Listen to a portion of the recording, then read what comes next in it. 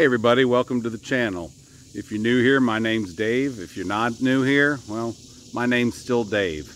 And today we talk about all sorts of things on this channel, but today we are going to be covering some more bees. It's getting late in the season.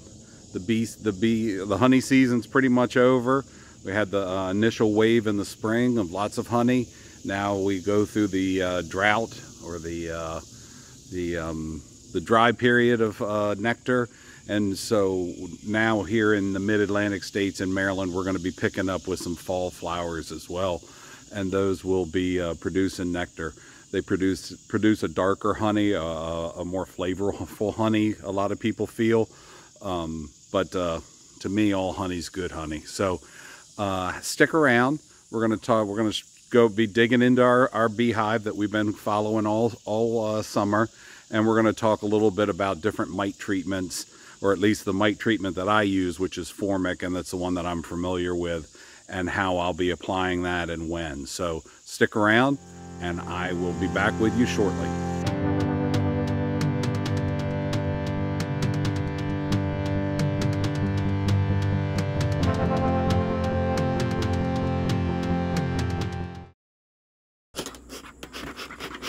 Woo! All right, welcome back.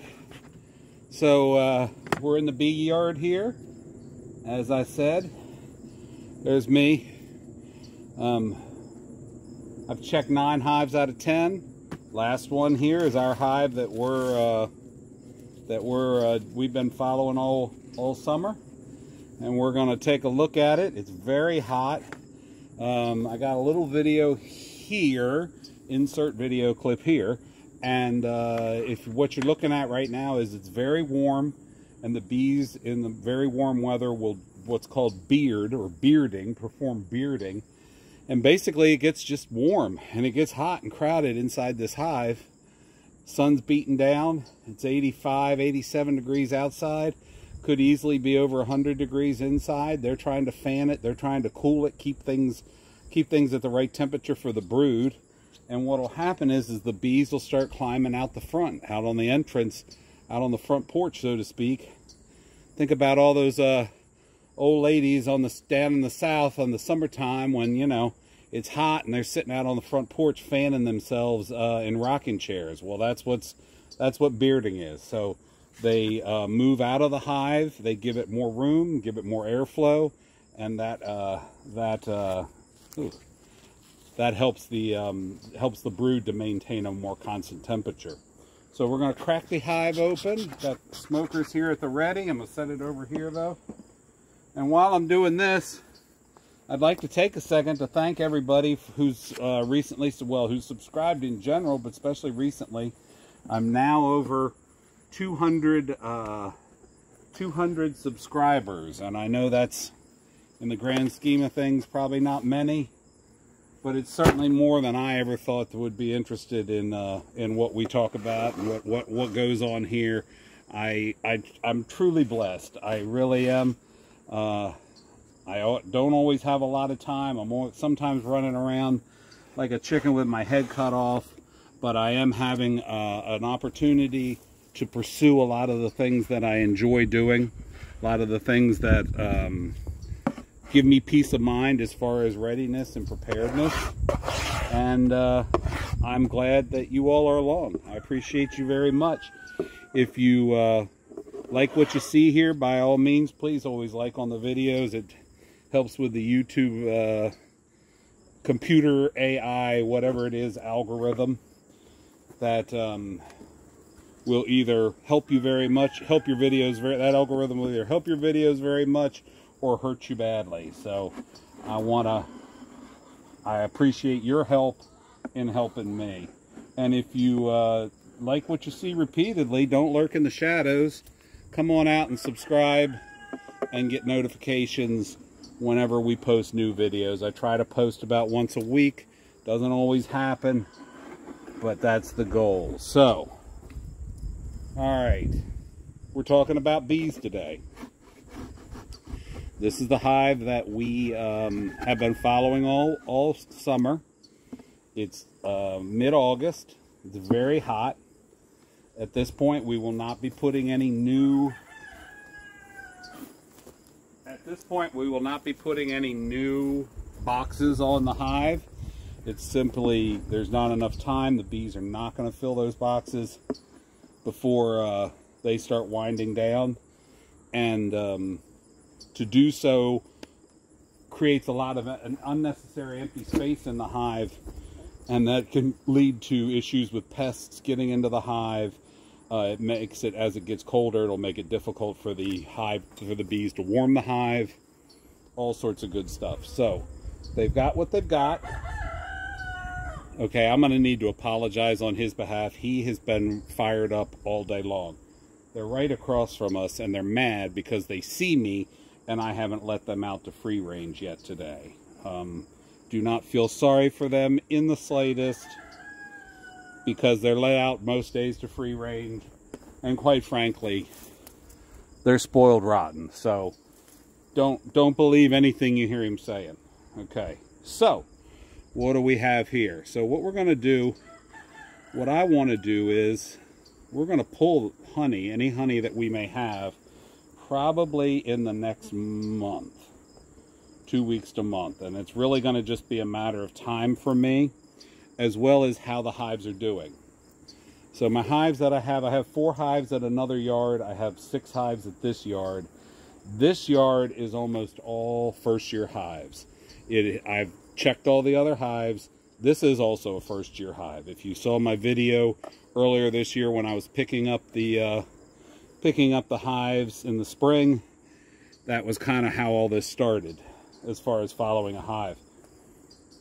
But first-year hives don't, very rarely, in fact, some people say never pull honey off a first-year hive. I mean, I'm kind of the opinion never say never. But first-year hives often do not get enough, produce enough honey, enough nutrients, enough of all the stuff they need in order for us, the beekeeper, to be pulling honey off and taking it. So we're going to see what we got going on here. This hive has been exceptionally strong. We picked a good one to follow. I know I've made that comment before, but we really did. And we'll just have to wait and see how it goes. So, if you remember last time, we added a second box on, and we checkerboarded the boxes. And just real quick as a recap, that's an earlier video. Checkerboarding the boxes basically means we take one of these frames that is empty, completely empty, devoid of anything, and we alternate it with frames that have honey or have resources on them, with the idea being that it pulls the bees into the frames and works on them. So this is the first frame I pulled. If you can see all that glistening, so this is a brand new frame. These bees have pulled this frame out, made nice little cells, and they are depositing nectar in it as we speak, as well as even when we're not speaking. So again, if you see that glisten, that's the nectar in the cells. That's what you want to see. This is great. That will need to be what the bee does is basically they fan it, they do things to it, give it enzyme, all sorts of good stuff. And the main thing is they dehydrate it. And by dehydrating it, getting the water out, that's what keeps the honey from spoiling. By having all the water, most of the water out, it gets down to 17% water content, 18%. And once it's automatic, once it's had all that water removed, then the bees know and they cap it, and then that's a capped frame. So that frame is capped honey. They did the nectar just like the last frame I showed you, and then they dehydrated it, and now it's capped and sealed and ready to go. Now, they got a little bit of stuff going on the bottom there. Let me show you. They build comb everywhere. So you can see they built some comb, tried to add it on. We're going to scrape that off. I'm going to scrape it over a bucket that I have over here. That sort of stuff has a tendency, just as time goes on, to just simply gum up the hive. It's very difficult to extract. It's very difficult to do anything with. So I'm going to scrape it off, and I'm going to leave it right on that board. They can take back whatever they want. Okay.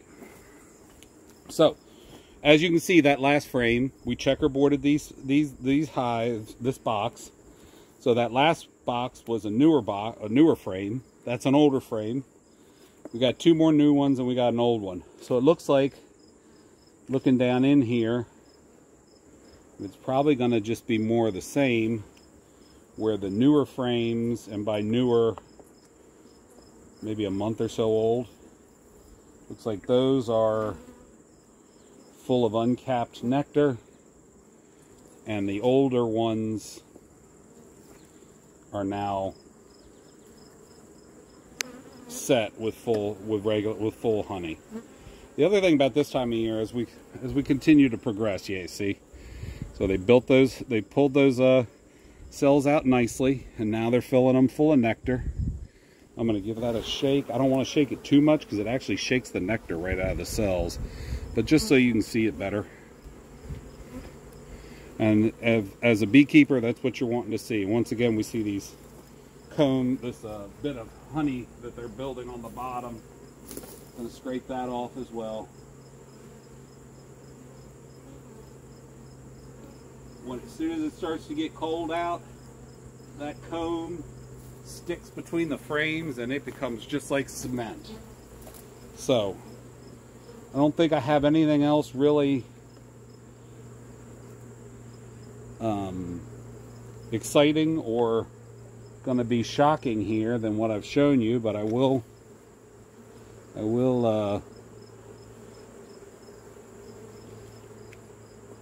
go ahead and pull one more of these older frames out that should have capped honey on it. Alright, did that kind of awkwardly. And we're going to pull that out. Yep, that's capped. That's full, it's heavy. And it's gorgeous looking. Look at the color of that. See that nice golden amber color? That's fantastic. That one, the comb's a little bit funky. They built it out. They drew it out a little oddly, but that's okay. It still holds honey and we'll still be able to extract it. And so, that's pretty much what we got going on in this box. We've got 2 new, an old, 2 new, an old, 2 new, and then an old and a new. So, I'm going to dig down into the next box. Oh!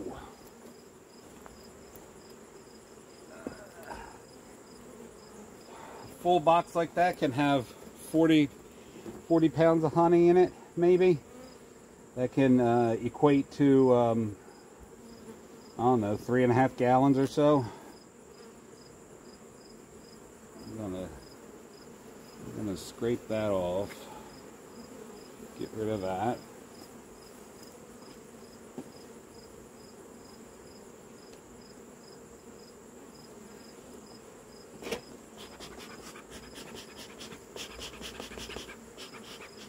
Just want these bees to go, they get hung up in that comb and that honey, and it actually will screw them up. So let's, because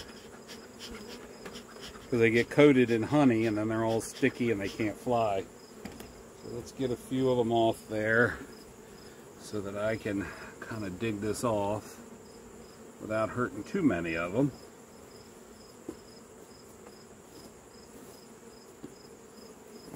Okay. Now this box is the same as that other one, because this is the other, so when I checkerboarded them and I did older frames and newer frames together, this was the box that had originally the older frames in it that had more honey or had more nectar at the time. Now they have capped honey. So we got the same thing. We've got 2 new, an old, a couple old, and then another new. So, roughly the same. Oh yeah, I remember this. See this one right here? Make sure you can see it. Look how wide that's built out. This frame, and there was a question last time. This box, I thought I was missing a frame because they're supposed to have 10. This one only has 9. And when I went and on video, when I was recording, I was like, where's the other frame? I can't find it. Well, when I went back and edited the video, I realized that the box only had 9 frames in it to begin with. When the box only has 9 frames in it, there's more space between the frames, so you can see they can build the honey out much wider. That's what's going on here.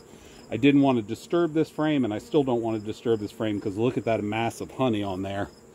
It's really, you know, we want to preserve that, so I don't want to go digging around with it. So what we're going to do here is we're going to assume that there's a whole lot of the same stuff going on here, which looking in this box there is. So we got a frame of honey there that looks like it's either capped or almost capped. That's certainly capped. This one looks capped. These two look like they're still pulling the frames out. This one is capped, this one on the end. So we're looking good. So the I'm not going to dig into this. We're looking good here. But what I am going to do, because I want to... oh yeah, this box is very heavy. Oh my goodness. Okay. So do you remember in the previous video when we talked about a queen excluder? So I put a queen excluder onto the hive. It was this metal frame. Look what they've done to it. But anyway, and it keeps the queen down in the bottom, keeps her laying eggs in the bottom, not getting up in the honey. I'm pulling all those off today. All the ones that had them. And what we do is we set them right here by the entrance, and then the bees will actually walk right up into the hive. So here's the brood box, and the queen's in there somewhere. It's very tight. I'm not going to dig for her. It's obvious we have a very good queen. If you don't believe me, let me show you one frame here. We're going to pull those out. I don't like doing that. It's rolling those bees. Now, look at that. That is all solid cells, eggs. Those eggs have been capped over. They should hatch in the next week or two. This one is partially hatched, and you can see that the glisten there. So that's where she had laid eggs. The eggs hatched. The bees now are going back, and they're filling with honey or with nectar faster than she can come back around and lay eggs. And so that's what happens this time of year. As the days get shorter,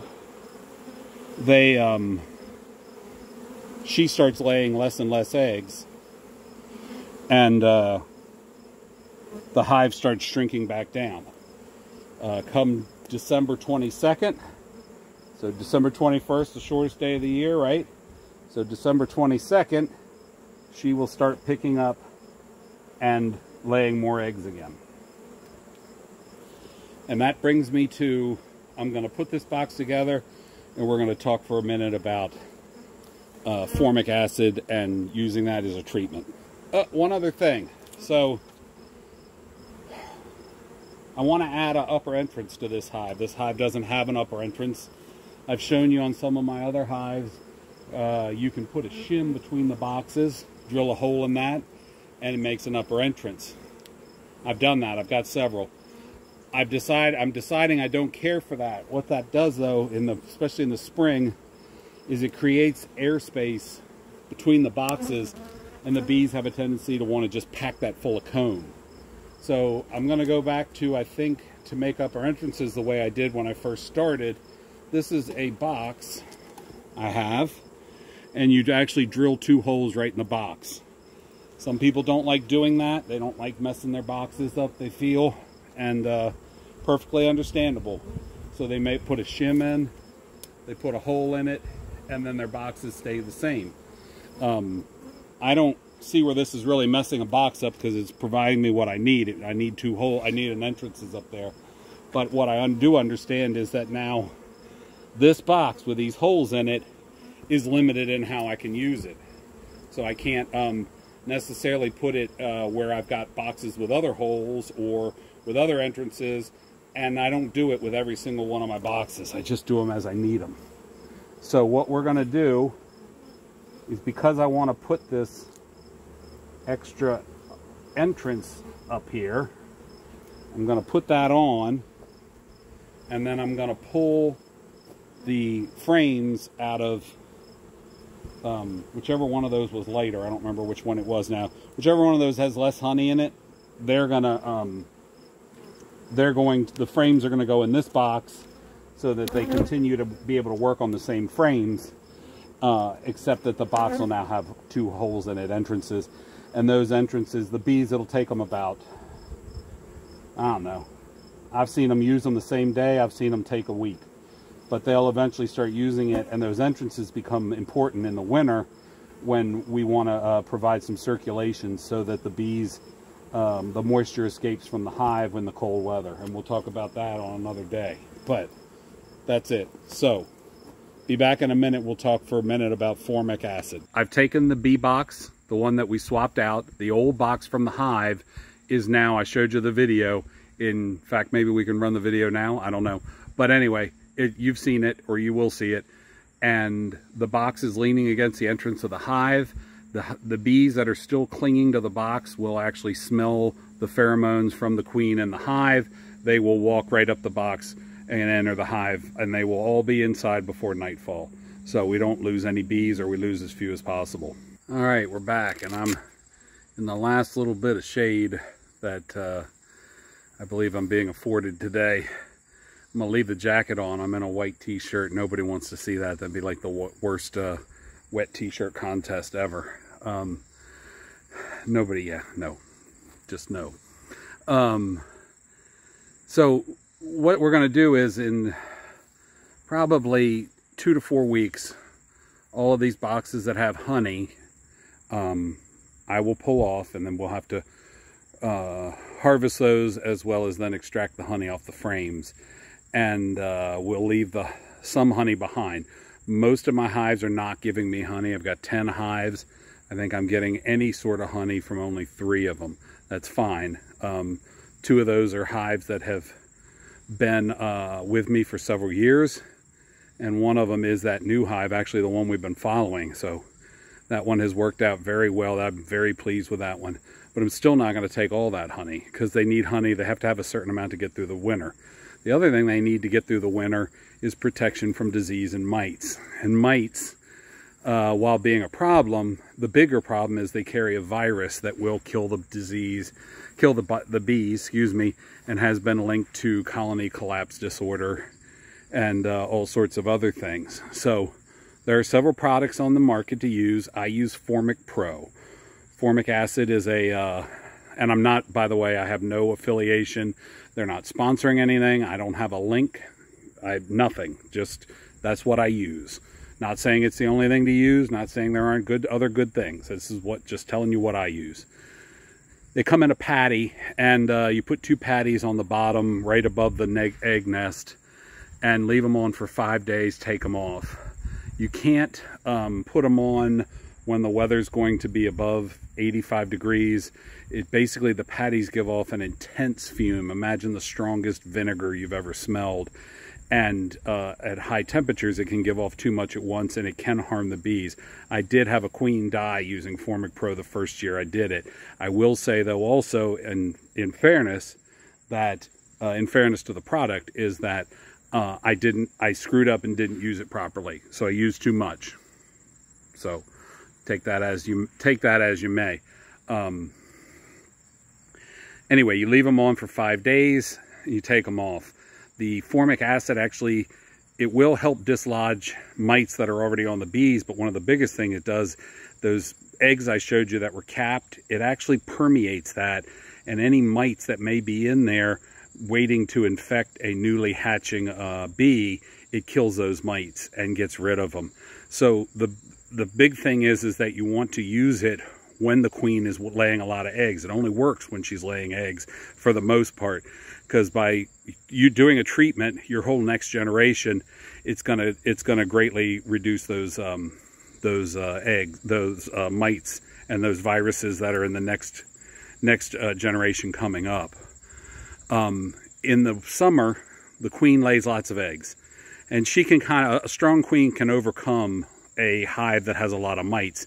What happens in the fall, though, is the queen lays a different kind of egg, a different kind of bee emerges, and that bee is going to live for most of the winter, and the queen lays very few eggs during the winter. That being said, you understand why it's important to treat your hives aggressively in the fall, because those are the last eggs that are going to be laid for a while. If you don't treat them aggressively and they're all infected with mites and viruses, then they're probably not going to make it through the winter. So because there's not going to be any new eggs, new generations coming along, they're going to be laid until, you know, depending on where you are, February or March. So it's important to treat them aggressively in the fall.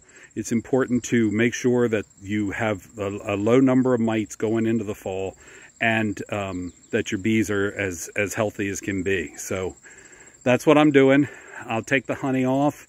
They'll get 2 treatments, one in the middle of September, and then almost immediately again 2 weeks later at the end of September, and hopefully that'll take care of them.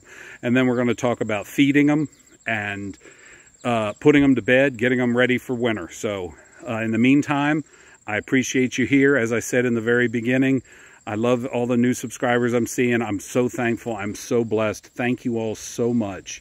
And stay safe, stay prepared, and I'll see you on the next video. Thank you.